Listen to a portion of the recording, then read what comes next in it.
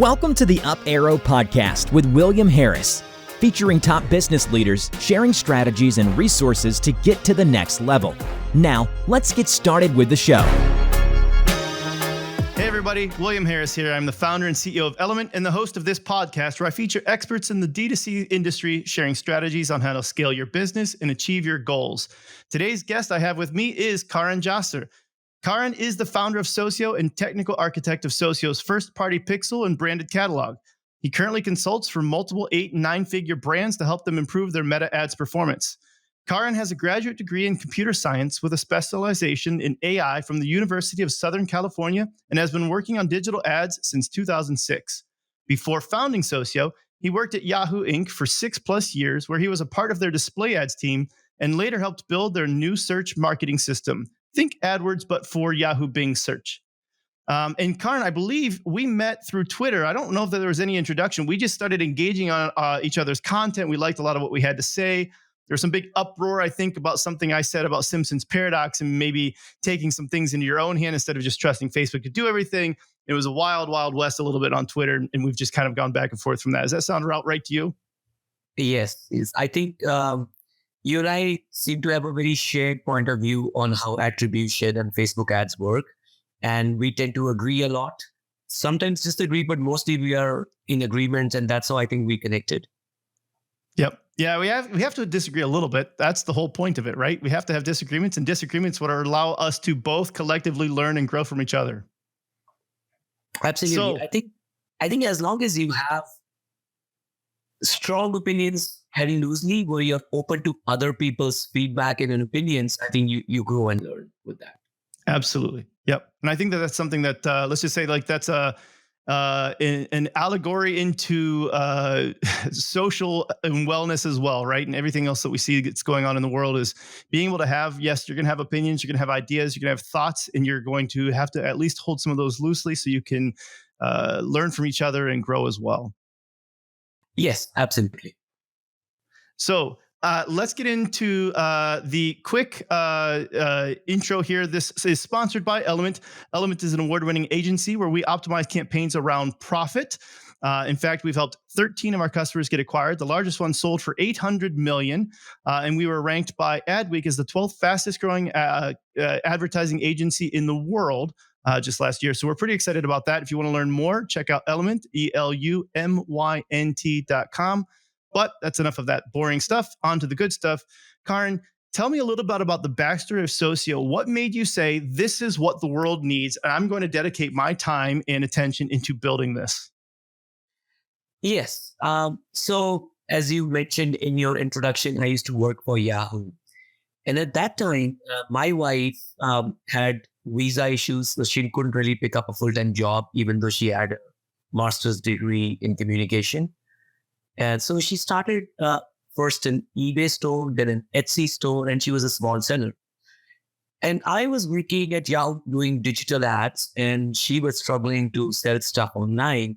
And it's like, how is it possible that you don't have the right set of tools? I mean, there is just so much happening in digital marketing and advertising. So I decided to help her out. And I figured that a lot of the tooling, a lot of the software, and I'm talking about like 2008, 9, 10. That was really, Sure. Shopify was barely coming on the scene at that point. Right. And there used to be a company, Pro Stores or something like that they acquired.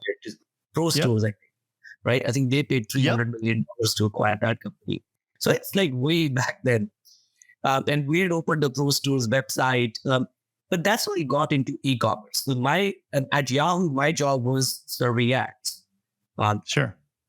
So I worked on display ads, in the ad media, the exchanges, and then moved on to AdWords, equivalent of, the search advertising world. Mm-hmm.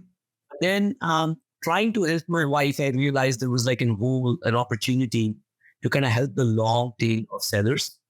So, and at some point, Yahoo sold their search product to Microsoft, and at that point, we had the option of either going and joining Microsoft or just, taking a severance package and moving out.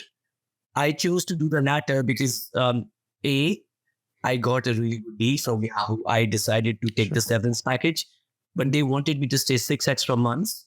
And they said, if you stay for 6 more months, we'll give you 2 years salary. And that was Wow. hard to refuse. So Absolutely.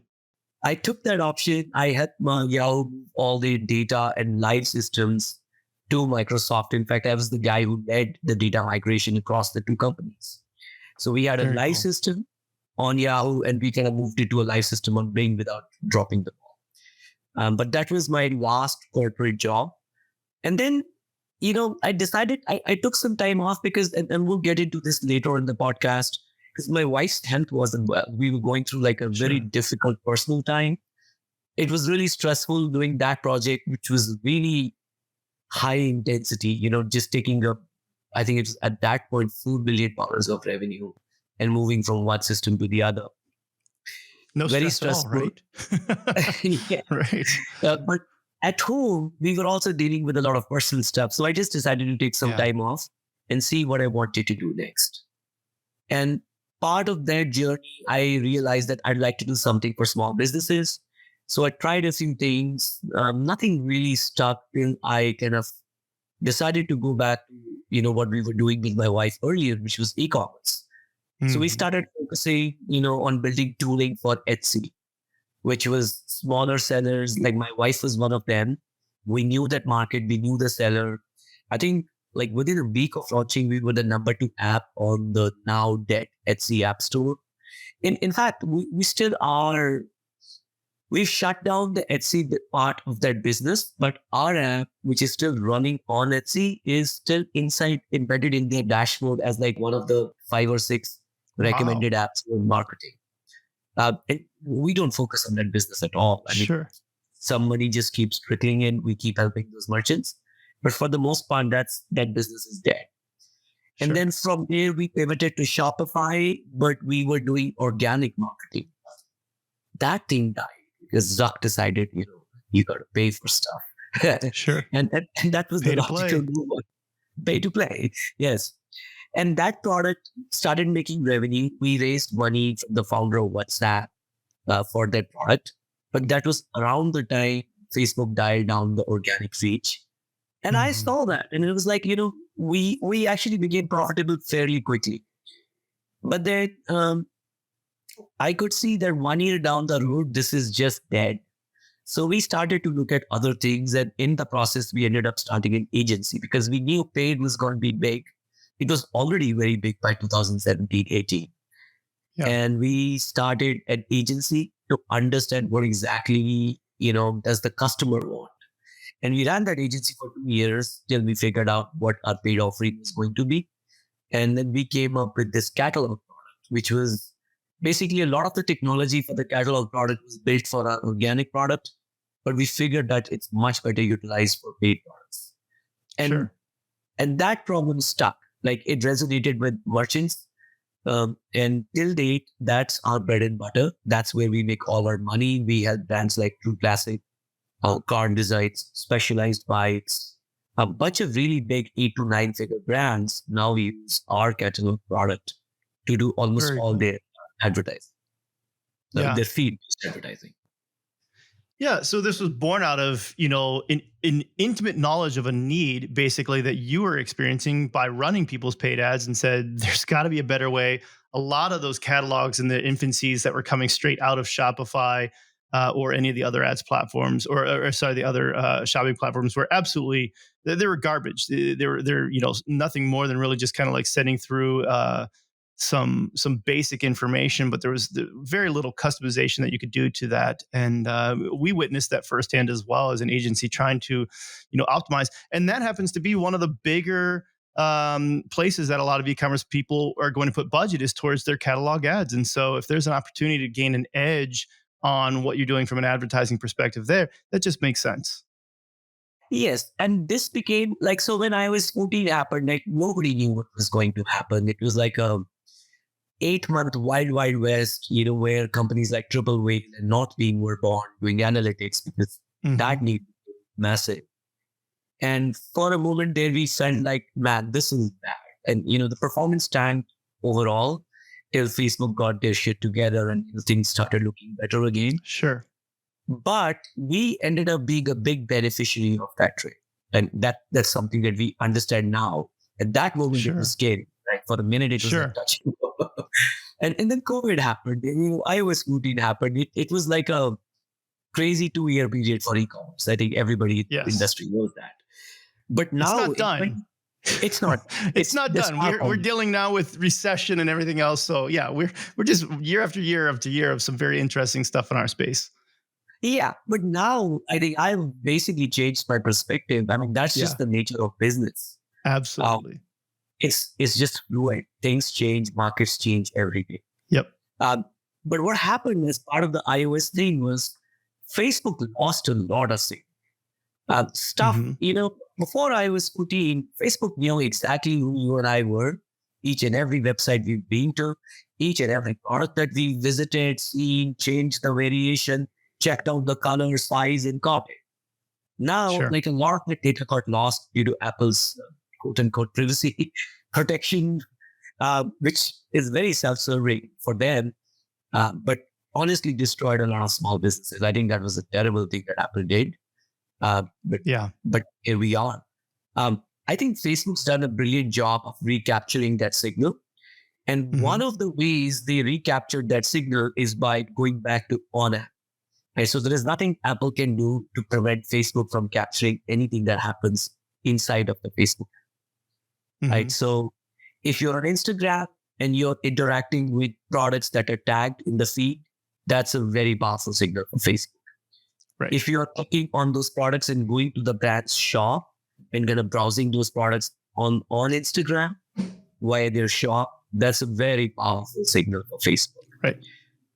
Likewise, if you're running catalog ads, those carousel ads that people get, the level of engagement, the products that you interact with, the products that you click through to go to the website, all of those things are really powerful for Facebook. And my understanding, which has been unofficially confirmed by many people at Facebook, some friends, some people on Twitter, is that that's where Facebook, the shops product, the feed-based products, the tagging on Instagram feed, which is also driven by a product feed, they're all where Facebook is capturing all of that signal. And we can see some of those results in the latest quarter that Facebook just had. Yeah. And so, while Facebook lost access to a lot of data in a lot of ways that they're tracking some things, they also gained access to a lot of data. And I think a lot of people forget this part of this. And I've seen some people hint at this, but prior to this, a lot of people hadn't set up CAPI, right? Conversions API. Yeah.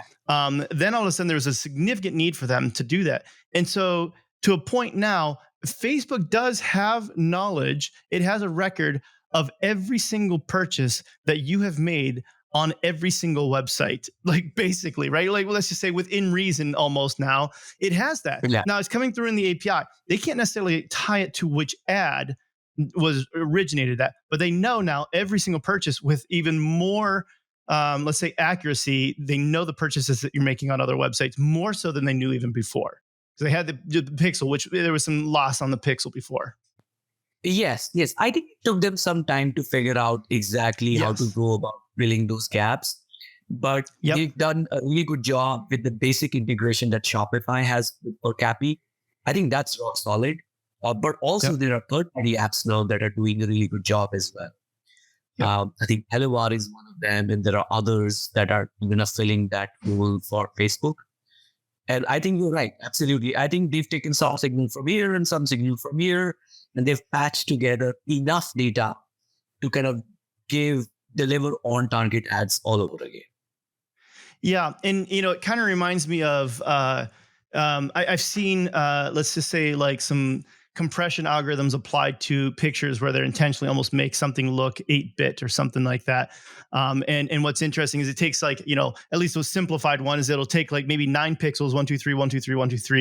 And it'll take the average of all of those and it'll make 1 pixel from that of the average of all of those colors. And it makes this image that's a blurred version of it, but you can still tell what it is. And I think that's more or less what happened is Facebook's got now enough data from all of these different sources to where they're saying, look, we can understand within a pretty reasonable, amount of certainty that this is what that color of that pixel is supposed to be, or this is what originated that purchase and things like that. And there's so much data there that it gives it a pretty good understanding of what's actually taking place. Absolutely, you're spot on. And So, to add to that, like things like Advantage Plus shopping, right? yep, I think good. we had This is this. where I wanted to go here. Yep, Yeah, so it's a natural segue into that. perfect. Moiseley, the founder of Native, recently asked on Twitter, like, how is Advantage Plus shopping different from, let's just say, broad targeting, or how Facebook served ad in its previous iteration? And we had a really good conversation with somebody from Facebook who pretty much affirmed what I was saying.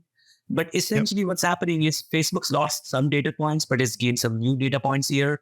And they just retrained a different algorithm, right? Mm-hmm. And Yep. part of doing that is they took away some controls from the media buyer. So Mhm. earlier you could do interest-based targeting, you layer on demographic data, and they took taken away some of those controls, partially because if you take one of those 8 bits away from that 9-bit matrix that you were Yep. talking about in that analogy, you'd have a blurry picture. Right? Earlier, Sure. it was like they had 20 bits and all they needed was to figure out the 8 relevant bits. Now they actually have precisely 8 bits. They don't want you to take Yeah. one of those 8 bits away because that will really impact the algorithm, right? So they Yep. figured out that basically if we have the pixel, we have CAPI in place, and we have the catalog, we've got the shops product, we've got tagging going on. All of these things, we can still paint a very reasonable picture of Yep. who's going to buy your product. Yep. And so when I was talking to you about this earlier, we were talking about how like ASC and Facebook early weighing on some of these catalogs and retargeting and DABA, but Facebook kind of more or less forcing people to go through their own shop, right? Product tagging and some of that stuff. Walk us through what you're seeing there, because from what I understand, from what I remember reading here, Facebook is more or less moving towards a model where you absolutely have to go through essentially Facebook shops here by I think it's like mid 2024. Yeah, you have to. Yes. Yes, for their shops product. So you would still have the option of running an ad and driving traffic to your website. Sure. But I think if you drive some traffic to their shops product, it gives them the opportunity to collect more data. And essentially, in the end, all of this is about data, right? What Apple did was impacting data. What ASC is doing, what you're doing with catalogs, what one is doing with CAPI, this is all just filling the holes in that data warehouse. Enough holes they need to fill to be able to predict accurately who's going to buy your product. Yeah. Forcing people in their shops to go through the checkout on Facebook gives them a lot more granularity, right? And I think they've done enough to kind of get the performance back where people will continue to spend more of their budget on Facebook. But I think it's probably opened more options in their mind that, hey, what if we did this one more thing? I think we'll probably be able to collect this much more data and probably further optimize the ad delivery, right? The reason Facebook worked like a machine before iOS 14 was like they had so much data. There was no privacy concerns. Like even if you didn't set half variants, they'd probably still know exactly what was happening. Sure. Right now they have to work a little bit harder. And my feeling is that eventually it's about like way back in 2000, Facebook or Mark Zuckerberg was very keen to build a phone. And they decided that's not a good idea because he was worried about the exact same thing, either Apple or Google having a chokehold around Facebook's neck, because these are the two dominant mobile platforms. And that's exactly how it played out with iOS 14 thing. And now, obviously, they can't do much about it. And I think a lot of Facebook's VR obsession comes from the fact that we want to own some platform. Right? We don't want to be dependent on either Apple or Google. But I think a part of that same thinking is, can we own the checkout? Right? We want to have as much data and as much activity in platform. Right? So we can get more data. We can still optimize ads, because that's really where all their revenue comes from. And given all the other 200 things that Facebook does, money still comes from ads. Right? That is their golden goose. Right. So and I think Go ahead. Yeah, I'm sorry. Go ahead. No. I was just like, all they're trying to do is move everything in app to remove Apple's interference and Google's interference into what's coming down the road. And I have seen them invest heavily into learning and iterating in their shops to be able to control the checkout experience. To your point, where they're giving brands $100,000 or more a month to basically send ads to their shop's experience, and so basically for the sole purpose of almost learning as much as they possibly can as quickly as they can, so that way they can iterate that product and make it better. And they've made it considerably better over the last couple of years. When it first came out, I was very disappointed. I thought it was horrible, and the experience was terrible. People didn't like using it. I'd say that it's come a long way, and here's one of the issues that I want to get into, because you've talked about cash versus accrual-based attribution, and here's where I want to tie this into this. One of the things that I've seen with shops still that I'm hesitant on going all in on, other than the fact that you have no choice on it to a point. This is coming 2024. You pretty much have to be all in on it. Is that I don't think that it drives as good of a customer or as good of a customer relationship yet. And so when we're looking at this from like cohort perspective, we do not see the same repeat purchase rate, the same lifetime value, even the same AOVs oftentimes from people that are coming through Facebook shops as opposed to getting them to your website. And so when we're talking about, cash versus accrual-based almost accounting, or just let's just say understanding where the most profitable purchase is, a purchase from somebody on shops, I don't want to pay the same CAC for somebody that I acquired on shops as I do for somebody that acquired on my actual website. What do you think about this? No, you're absolutely spot on. Part of the problem is Facebook, again, back to data. Like they are fronting 20% discounts. They are actually taking that cost themselves. Sure. So you're selling something on Facebook, they'll just discount it by 20% or basically give the buyer a 20% coupon. And that's not necessarily the buyer you want, maybe, right? I mean, you want people Sure. who buy your product for what it is. It's a high quality product. It meets their needs, it's aesthetically pleasing. But when you start attracting purely discount shoppers, you will get lower AOV, poor retention, poor lifetime value and repurchase rate. Yep. All of those things will happen. If you just acquired customers using discounts, the same thing will happen on your website as well, right? Sure. And that is why a decent brand is generally either you're a discount brand, or if you are not a discount brand, you can't constantly be giving out coupons, right? Because that's just going to attract the wrong kind of bucket. Currently, Facebook is doing it to kind of meet their needs. And sure, I mean, we'll get some sales, but there are two things that you use as the brand. One is, of course, the quality of customer is not the same. You're 100% spot on that. The second thing also is you also lose that customer journey. You'll get the sale. So we provide a free first-party pixel for Shopify merchants, right? And one of the most requested features we're working on is giving more analytics about the shop purchase data. Yeah. You'll get the data like, okay, William bought something from my store for $100. But what you don't get is like, hey, how many times did he click on my ad? Which ad did he click on? Like, what was the UTM? What was the campaign? What was the creative? All of that information is lost. So whereas Facebook's picking that information up for their targeting, we as people working with the brands or either on the agency side or even in-house marketers, we use a lot in terms of that journey that we're used to see. The second thing, of course, is Facebook pushing these discount codes, which is good. If they're learning something about how to serve my ads better, I'm okay. But at the same time, it is attracting that, not that ideal customer that you want. Right. So it's a double-edged sword. You want Facebook to have more data to serve your ads better, but it'll come at a cost of, either you losing data or getting not the ideal customer profile, or both in many cases. Yeah. And it becomes a necessary evil. And I would say, I agree. I think we'll have to deal with it. There is no choice. Yeah.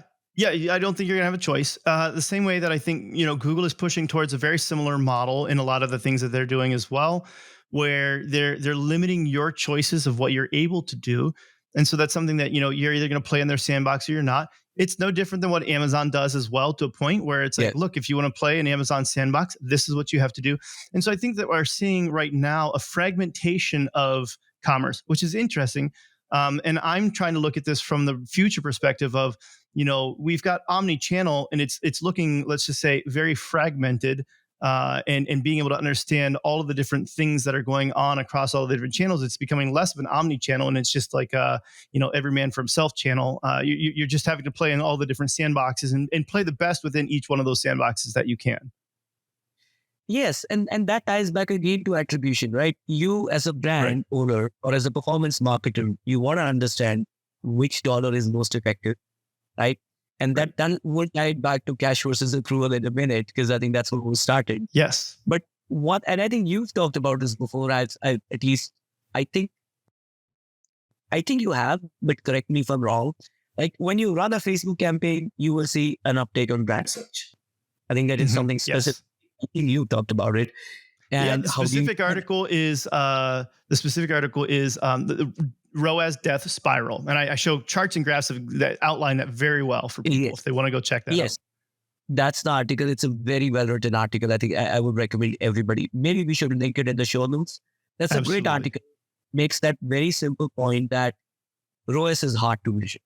Right? Whether you have a first-party pixel or a zero-party pixel or a second or a third-party pixel or in-platform, doesn't matter.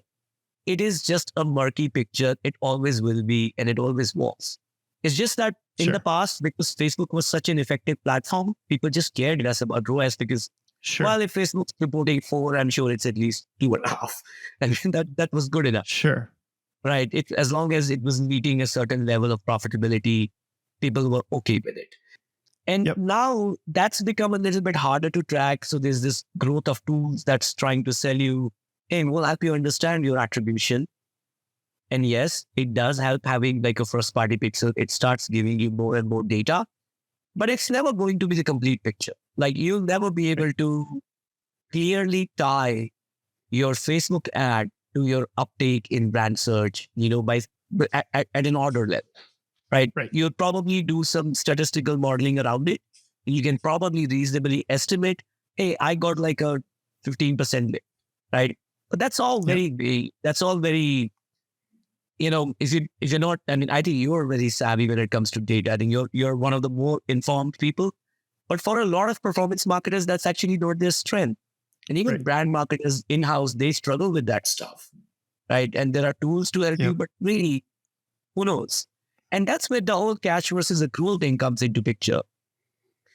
One of the advantages of accrual-based accounting for your advertising is that your base, like let's say you want to do one-day click-based ROAS for Facebook. And I was actually looking at an account right before our call. Their one-day click, and for people who are not familiar with cash versus accrual, I'll just spend a minute kind of explaining what we're talking about. Cash-based accounting is, let's say you've shown the ad from the 1st to the 5th of June, the day we're recording. And let's say you showed an ad on 1st of June, and that guy came back today directly to your website and purchased on the 5th of June. They clicked on a Facebook ad on the 1st of June. The impression was on the 1st. The click was on the 1st. But they came back on the 5th of June and purchased. That revenue will be attributed to 5th of June for the same campaign. That's cash-based accounting. You're attributing revenue on the day you collected the cash. Accrual-based accounting will say that, well, this ad impression and click was on the 1st of June. So I'm going to attribute this revenue back to 1st of June. So you've got no revenue from Facebook on the 5th of June when the actual sale happened. But that revenue goes back on the 1st of June. And that sounds confusing. Like, why would you do that? Sure. Right? And the whole idea is that you could use that information to predict, what is the delayed impact of your advertising. So let's say on the 1st of June, you had one sale. And then on the 5th of June, you had another sale from the same set of impressions or the same spend you had on the 1st of June, 5 days ago. Sure. You could say, with enough data, if you're collecting data at scale, okay, on my one-day click basis, my attribution window is just 1 day. On an accrual basis, on the 1st of June, my ROAS was 1x. So on the very same day I had the impression, I got a click, and that ROAS is 1x. That's easy to attribute, right? Because you got the click the same day. You can confidently say, hey, here's the click. I have the logs. I can show you these are the UTMs, there's the click, there's the sale. But that ROAS is 1x. Yep. And then you can also statistically model what's happening in the next 7 days, 14 days, 28 days. And you can with reasonable accuracy predict like that 1x ROAS is going to go up by 15% or 20% or 30% over the next X days. Mm-hmm. And why is that valuable? Like it actually becomes very valuable when you have multiple channels. So if you're also doing Amazon, if you're also doing Google aggressively, you're also doing Facebook, you're also doing TikTok, the 1 day is very accurate. And if you have that data that is accurate, the prediction is a lot more accurate. Yep. Whereas on a cash basis, you're getting revenue today from an impression that was like 3 months ago, 6 months ago, 3 weeks ago. It's really hard. And so is your current campaign doing really well? Or is it something that you shut down because you didn't fully understand the delayed attribution? That guy doing well. Right. So that's where my guideline, because we do this for free for our users, my guideline is typically if Facebook is your dominant channel of acquisition and you have like a reasonably small spend on Google, or even if it's just Facebook and Google, you're probably okay doing cash. Right. But if you have multiple channels, you should focus more on accrual. Or if your conversion cycle is really long, like if you're selling, furniture, it could be like 30 to 45 days before you actually see the sale. And when you see the sale, you'll think like, oh man, my campaign that I ran today got the click or that customer converted. But really the sale was done by the ad running like 45 days. Right. And that's the ad that got them on your website, introduced the brand, something in that messaging resonated with them. So they thought I should click. So that's where accrual helps a lot. And so I used to talk about this like bowling is the illustration that I used to give. In bowling, you get a strike.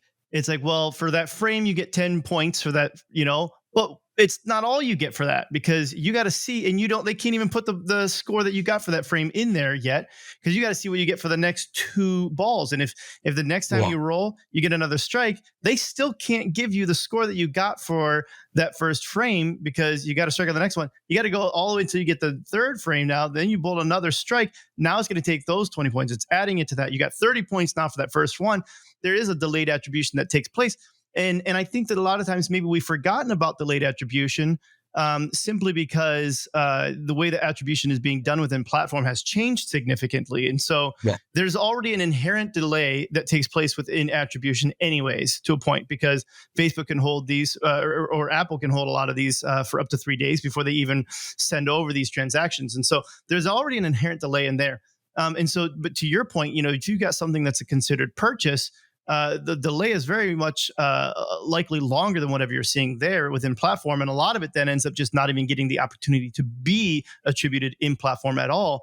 And so what we like to do is we like to use holdout tests as a way to just let's level set this data. If you spend $1,000, what does the actual impact of that $1,000 have on your bank account, right? And so let's just say that you're starting a new channel, you're doing TikTok, and you haven't done TikTok before, and you advertise in these 5 states, and you don't advertise in these 45 states. If you spend money on these 5 states, you spend $10,000, how much more money do you get in those 5 states, versus the ones that didn't receive the ads? What's the difference there? What's the percentage change growth that happens?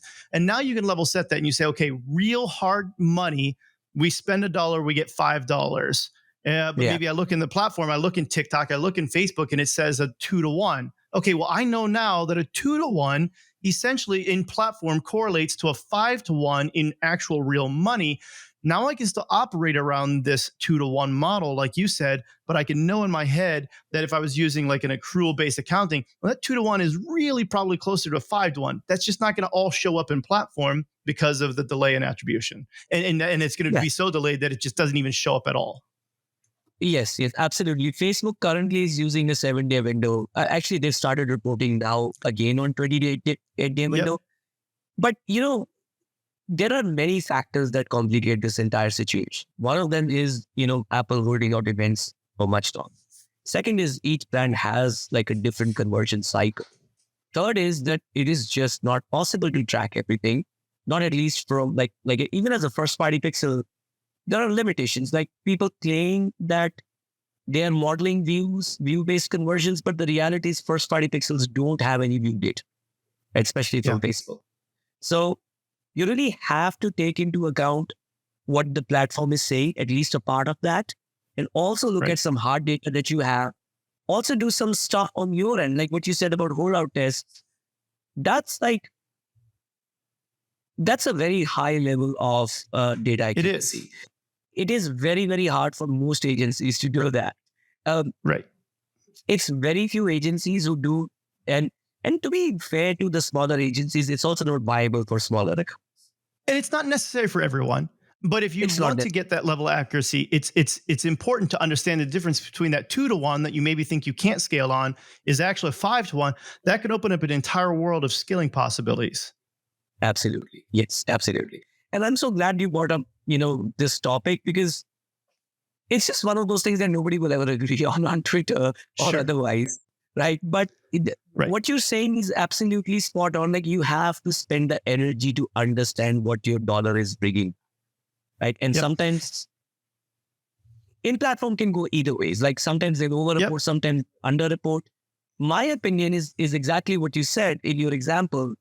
For the most part, the platform is not able to capture the impact it is having on revenue. Right. So you have to go hold out tests. You have to go to certain advanced tools to figure out exactly where that money is coming. Yep. And I think it depends on what type of campaign it is. If you're going after a prospecting for net new people, that one's usually going to be under attributed in platform because that conversion might happen a few more days out.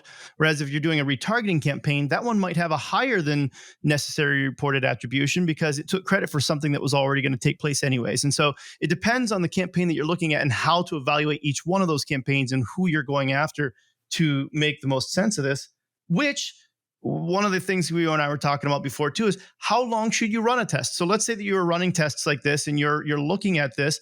How long should you run a test to know whether or not you've gotten good enough results to say that you feel confident in what you're seeing between this ad working better or this ad working better? Yeah, that's a really difficult question to answer. It is. Simply because, well, okay. I mean, there comes a point where you have enough data to make that decision. And so one of the things that we are working on, and I think you and I were talking about this on Twitter maybe like 6 months ago, is how long before you shut it. And I think Taylor Holiday was of the opinion never, right? And you and I were saying, well, at some point you've got to cut the ad if it's not performing. But that's a very subjective time frame. Like how long is it going to be? So I generally think in terms of multiples of AOV, right? So if your AOV is $100, I would typically at least spend like 7 to 10x AOV before cutting the ad. Now, it really depends on the brand also. Like we serve a lot of smaller brands as well because we're an app. So sometimes they just don't have the capacity to go that far. And sometimes they'll shut a good ad, that could have done better, which is Facebook needed more time. But in most cases, if an ad has not given you, like on an accrual basis, on a 1-day click basis, if an ad is underperforming as compared to your other ads, I think you should shut it anytime. I mean, as early as 3 to 5x AOV, but no longer than 10x AOV. At least that's how I do it. But I'd also love to hear like your thoughts on the topic. I like your methodology there of looking at like, multiple of AOV, because to a point you almost need enough data to know whether or not there's something there. And if you're only acquiring, somebody for, if it's $100 AOV and you're only getting a couple here or there, it's not enough to know whether or not what you're doing has made a difference. One of the other things that I like to look at with this is looking at the LTV of who's coming in as well to understand. And so I like looking at this from like a cohort perspective where you'd say, well, maybe this ad is acquiring people a little bit better. Let's say that ad A is acquiring people for $20, where ad B is acquiring people for $25. So your CAC is better on ad A. Well, what happens if you look at that 3 months down the road, 6 months down the road? Which one of those is actually acquiring the better customer? And you might find that the one that acquired people for less money was not acquiring the better customer. And so the $25 CAC was actually better for you in the long run over the course of 6 months or 12 months. So when I talk about running a test, a lot of what I talk about is you can run it for your initial leading metrics. And let's just say that you can run it as short as just looking to see, is it doing a better job of getting clicks to your website and things like that. You can look at those leading metrics to say, is it worth at least continuing to spend money on for the next foreseeable future? Then how's it doing from an actual acquisition performance standpoint? And if it's acquiring people, at least at a relatively good amount, then you say, okay, well, let's let this potentially run a little bit longer and see what happens on it from an LTV perspective. Where I would say shutting an ad off, though, comes from, and when you say like this is a clear case, or at least a case worth trying to shut this ad off, is looking at some of the Google Analytics data. And so if you can look at some of your analytics data, and you would say that you can see that maybe ad A says that it's getting a whole lot more of the purchases, but ad B, when you look at it in Google Analytics, all of those are actually coming through on ad B and not ad A. Then you have to wonder, did Facebook get its attribution incorrect? Because remember, it's not a one-to-one attribution anymore. It's a modeled attribution. And so you have to say, maybe they didn't quite get it, whereas on Google Analytics, it was based on the actual click-through data.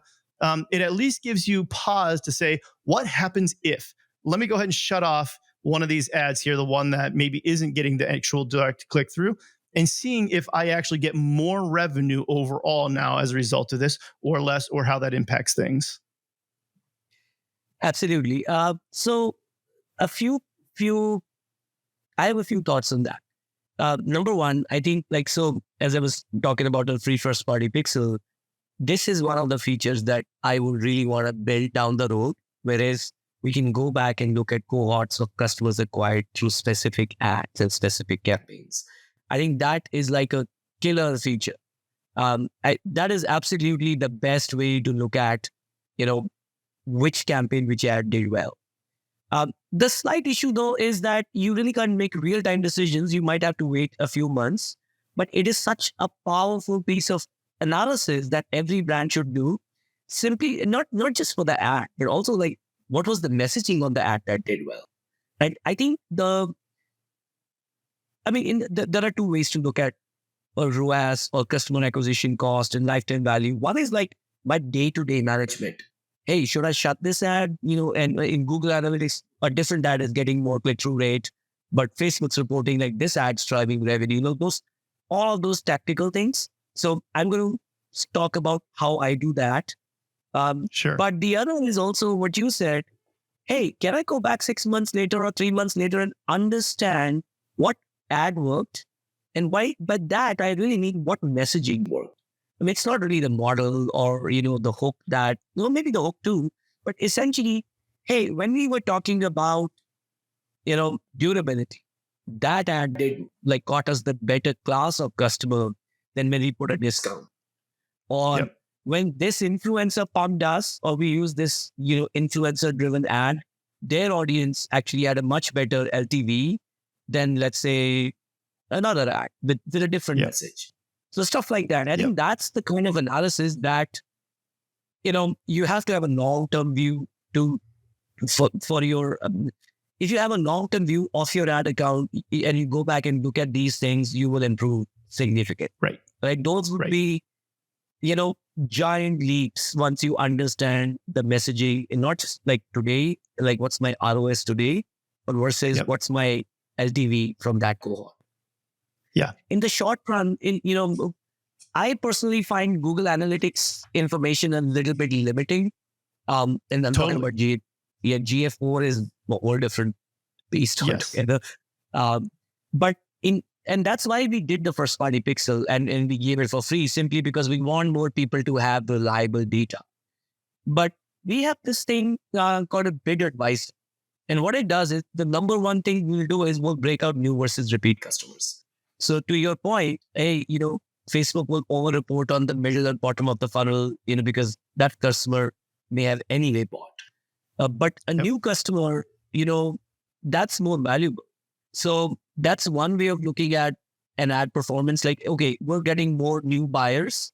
So maybe even if the CAC is higher, it's worth it, right? Yep. That's like one of the really important things. And then click-through rate matters. The amount of traffic, the CPM, CPC, those things are, I mean, if they're terrible out of the gate, that's a bad sign. But for the most part, I find like the decision comes down to either ROAS or the new versus repeat customer split. Like some ads will do fine, but if you look at the new versus repeat split, it's like 70% repeat buyers. Right. Right. So that's another data point, at least in the short-term decision-making, that I find extremely valuable. And that's harder to do with Google Analytics. And we give that for free for all Shopify stores. So hopefully somebody will listen to it and try us out. Yeah, no, I love that. So, and I want to transition in a little bit into some of the personal stuff of who is Karan Jassar. But before I do, what would you say are your top tips for doing ads well then? So given everything that we've just said, if you were going to say like, hey, these are the top 2 or 3 things that you should be thinking about as an advertiser in the e-commerce space in today's environment, what would those be? So we're talking about specifically brands like north of 10 million already. So they figured out a lot of their basics and they're talking about scaling, right? Yeah. Yep. I think the stuff that you mentioned is really, I think the understanding your cohorts and your lifetime value, and then even going back and seeing, okay, why did that ad or that campaign or that channel had higher LTV, higher AOV, lower AOV for that matter. I think that stuff's really important. Then overall understanding of where your dollar is coming and not really just, looking at in platform and saying, oh, Facebook's wrong, or I need this tool and that tool. Tools are fine. We all need tools to kind of make our job more efficient. Otherwise, we'll just spend more time in spreadsheets. And that's the value of a tool. But like for the most part, you need to have a mental model of scaling, right? You shouldn't lose your shirt advertising. You need to know like when to pull the brakes. But I find like the other problem is more acute than I'm going to make a loss. If you're doing like 10 million plus a year, most likely you're not spending enough or scaling in the right places versus cutting back, right? And then, of course, contribution margin is really important. I think that's your true North Star. As long as you have healthy contribution margin, the problem comes down to which channel, which lead, which creative, which campaign, what messaging, what channels are more effective than others. I think that is the part that brands, in-house marketers, performance marketers working in agencies need to spend more time, just getting better at. Yep. It was easier. Yeah. It's a lot harder now. Well, and to your point, I think that, once you get to the 10 million mark, you've done a whole lot of things to get there. And when you say, well, what specifically is working, that's when it becomes harder to say, I don't know specifically what's working. I know that everything that we did has worked to get us here. But if you're saying, well, what do you need to lean into more next? That's where that attribution becomes harder to discern and harder to make that next move. And to your point, they're underinvesting, in partly because they're not quite sure where to invest next. A lot of brands, I find they have this fear that's holding them back, that if I just go all in or too aggressively, it's going to be a terrible outcome. And I think a simple fix for that is looking at your contribution margin daily. That should not be in the red. But as long as your contribution margin is green, just go for it. And like go for it, see what happens. Figure out where you need to, pour the gas. Right? Yeah. Well, and sometimes the best way to test it out is to just go ahead and do it and see if it has the effect that you want, right, to a point. Okay. Who is Karan Jassar? One of the questions I wanted to ask you is, why are you successful? What is it about you? Is there something in your childhood or something that pushed you to be who you are, to say, I'm going to be able to start this company and run this company amid all of the craziness that's going on in the environment? I'm going to be able to persevere through this. I think there are a couple of things in life that shape us. For me, I think there were 2 things that shaped me. One was like my early education was somewhere in the interior of India, where my English, my exposure to English was negligible. Right? I was very good with math and science. And then around sixth grade, my family moved simply because they felt my education is suffering because, the schooling wasn't very good in rural India. And we had to be there because of my dad's job. But my mom and I, we moved to the city, like a bigger city, and I got into a very nice school. But the problem was the medium of education was English, and I didn't understand English, not at least to the level where other students were. Sure. So I had to kind of self-learn from an early age, just the teacher was teaching in a different language. I had to, and my parents were, they did everything they could to support me, but they didn't fully recognize the fact that, that's what's happening in school, neither did the school. So that Sure. made me a little bit more independent, like, okay, figure it out.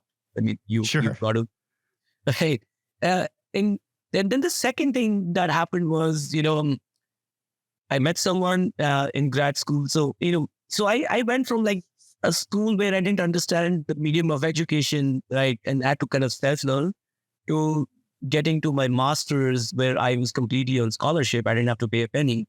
I got there and I came to the US, didn't have to pay anything at USC. I was working in AI much before, like in 2001 and 2, 2002 to 2004. But I met someone there and we got married. And then that, she had my wife, my current wife, were still married. She had a long 2-decade journey of a very complex illness that included depression, anxiety, fibromyalgia, chronic fatigue syndrome. So that journey shaped me more than anything else in the last 2 decades. I think just being there for her.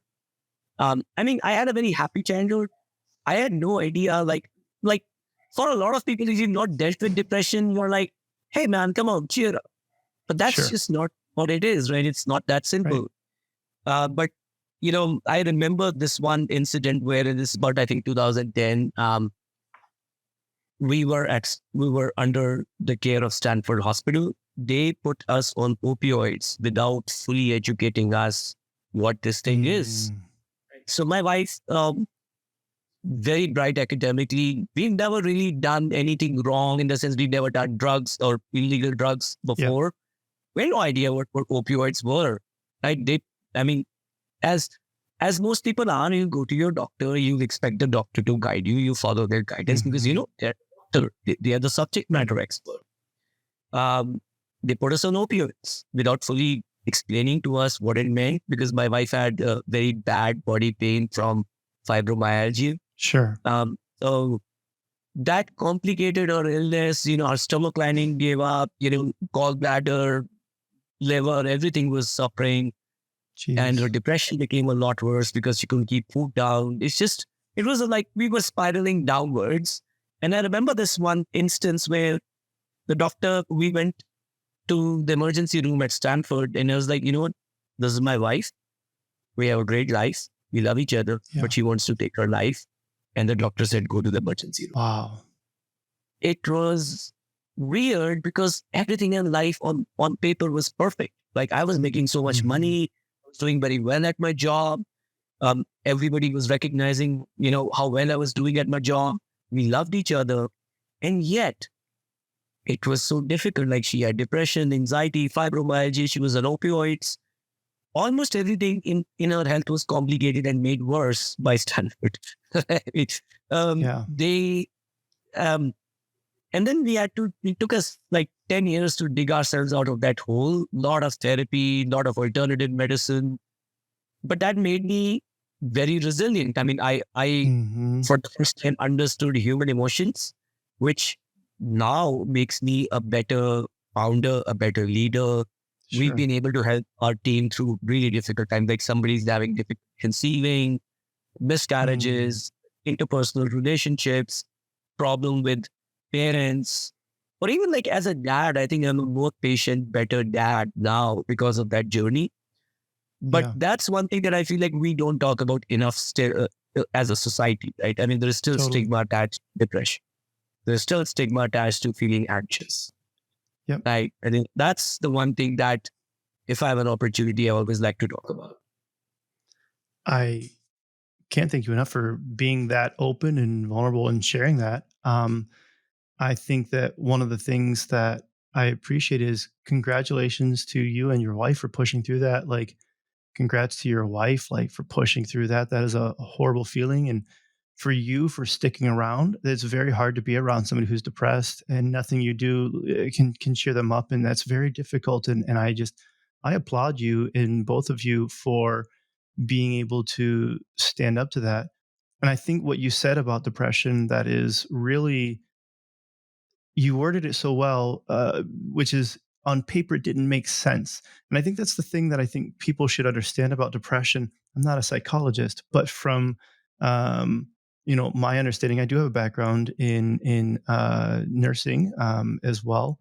And from my understanding and from what I've seen in people's lives and friends who have taken their lives, unfortunately, is that that is classic of depression, is that it doesn't make sense. That's almost Yeah. when you know that this is depression, because if you're sad because somebody just died in your family, that makes sense. That's not necessarily depression. That's just a natural response to exactly what's taking place, this external stimuli. Depression, for oftentimes though, is when you are not even necessarily sad, but just unmotivated or whatever it might be, uh, despite everything that's going on, that might be in a good spot. And so, good for you guys for recognizing that and pushing through that. Yeah, I think it was her will to get well. I think that got us Yeah. over that. And even like, shout out to anybody else who's dealing with a family member going through depression. I Yes. think it's hard on the caretaker as well. But Yes. it's important to remember that other person, the person who's going through depression, they probably they even fail to understand, why do you care about? Like for my wife, it was like, why are you still around? Like, I mean, I am no good. I am Sure. worthless. At that point, the reality is so distorted. Right? They don't even see why anybody should love them, which Yeah. was the hardest part for me, because I love my wife dearly, and it was sad to see her, being so down on herself. But Mhm. I'm happy we're past that. A lot of that is just her will to get better. Yeah. It's just one of those things that I think as a society we need to do a better job. I agree. And being able to have conversations just like this, to just call it out and say that, hey, you might be struggling with this. If you are, don't be afraid to get help, whether this is you or someone you love. Help them through that. Stick with them, even when they maybe are rejecting your help, because that's probably when they need the most help at that moment as well. And boy, it's hard to transition from that. But I'd say similarly, we talked about, well, it's like, well, how do you specifically deal with the stresses of being an entrepreneur? Because that can also be something that sends people into this.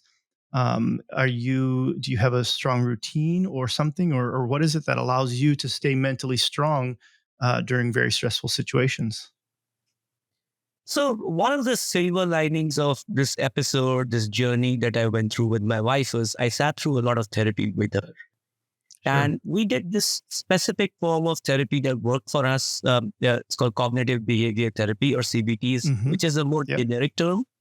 But specifically, there is this book called Feeling Good.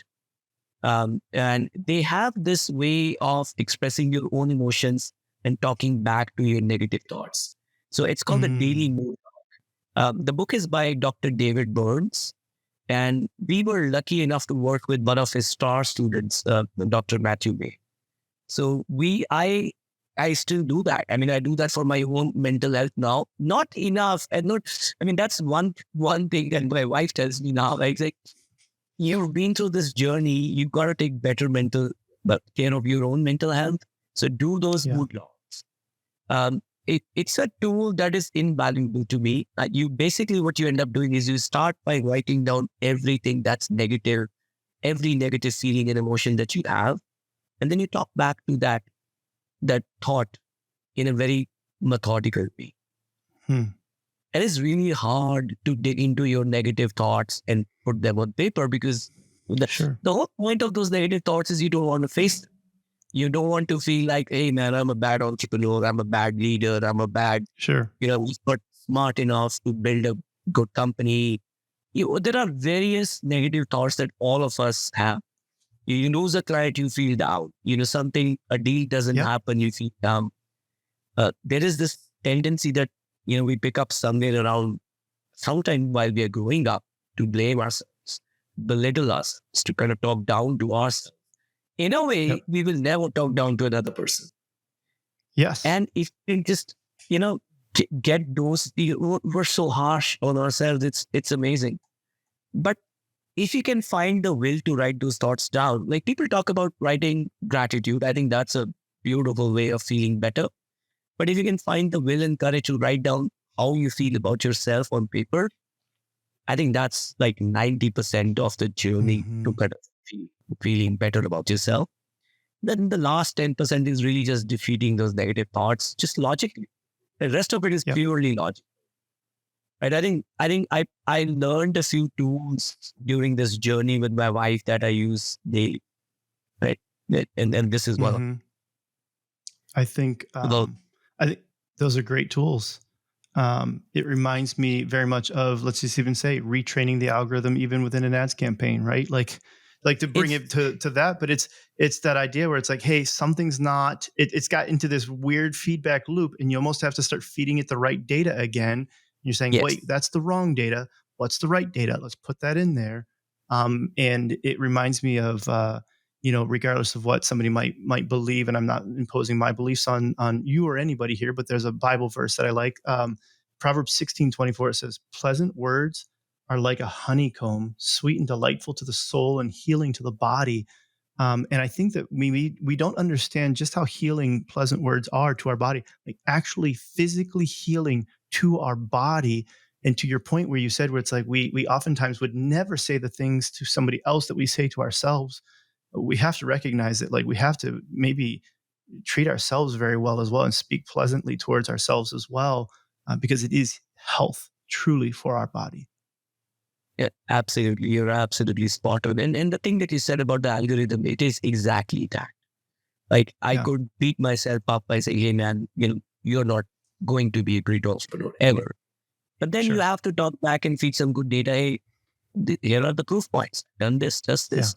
And slowly and steadily, your mind will get back on that positive track that you need to go to achieve something valuable. Yeah. Karan, this has been absolutely amazing. I want to wrap it up with two quick things. One is just a quick, fun, silly game that I like to play at the end, which is just called What's That Mean? And I give you an absolutely random English word that you shouldn't know the definition of, but you make up a definition that you think sounds believable for all of us. Okay. So the word is hallux, Hallux. What is the definition of hallux that we should believe? Hallux. All right. Well, it's a support structure under a building that holds it to a hillside. So, if your house is on a steep hillside, what you need to do is put in some halluxes to kind of make sure your foundation is stable. That's brilliant. It sounds really believable. I love whenever I play this game with people and they come up with things that I never would have thought of, like that's where somebody would go. If you want to know what the definition of hallux is for real, unless you believe that Karan is right, if you want to look it up, Hallux. Also, Karan, if people wanted to work with you or follow you, connect with you, what's the best way for them to get in touch with you? Well, my email is karan@socioh.com. I'm available on Twitter. Generally, that's the easiest way to get a hold of me. It's Karan Jassar, KaranJassar. Twitter is the easiest. I enjoy kind of meeting people like yourself. I've met a lot of amazing people on Twitter and would love to connect with more. Cool. Well, Karan, thank you very much for coming out, sharing your knowledge and your time with us. Thanks, William, for having me. I enjoyed it. Yep. Thank you, everyone else. Have a great day. Thanks for listening to the Up Arrow podcast with William Harris. We'll see you again next time, and be sure to click subscribe to get future episodes.